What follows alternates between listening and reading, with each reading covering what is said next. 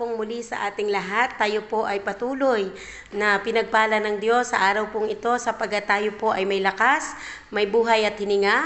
Salamat sa presensya ng Panginoon at sa katagumpayan sa buong magdamag na ipinagkaloob ng Diyos sa atin. At sa umaga pong ito, tayo po ay muli magbabasa ng salita ng Panginoon sa aklat ng Deuteronomio chapter 8 verse 6. Ang sabi po ng Biblia, kaya't tutuparin mo ang mga utos ng Panginoon, lumakad ka sa kanyang mga daan at matakot ka sa kanya.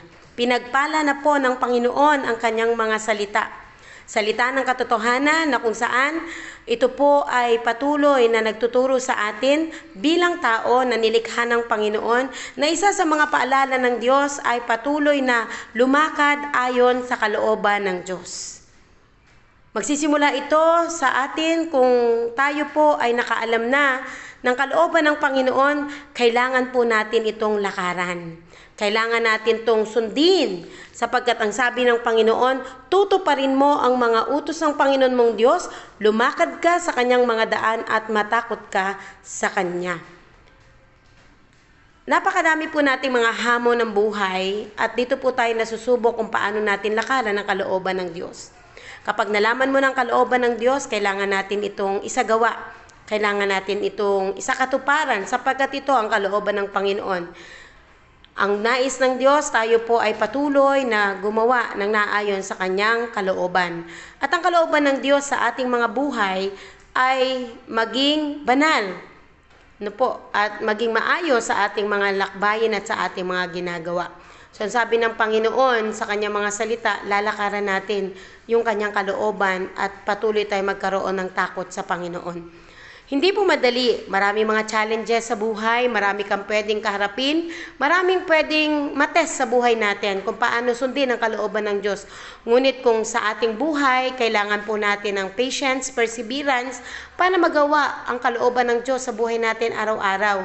Kailangan nating pagsumikapan na ang kalooban ng Diyos ang mangyari sa buhay ng bawat isa. Halimbawa, pag nalaman natin yung salita ng Panginoon na sinasabi ng Diyos, love your enemy, ibigin ang iyong kaaway. Dahil kalooban ng Diyos na ibigin natin ang ating mga kaaway, hindi natin sila pinapatulan, bagkos atin silang ipinapanalangin at inaabot sapagkat mas kailangan natin na sila'y abutin upang hindi po magkaroon ng matagal na panahon ng pagkakaroon ng hindi pagkakaunawaan.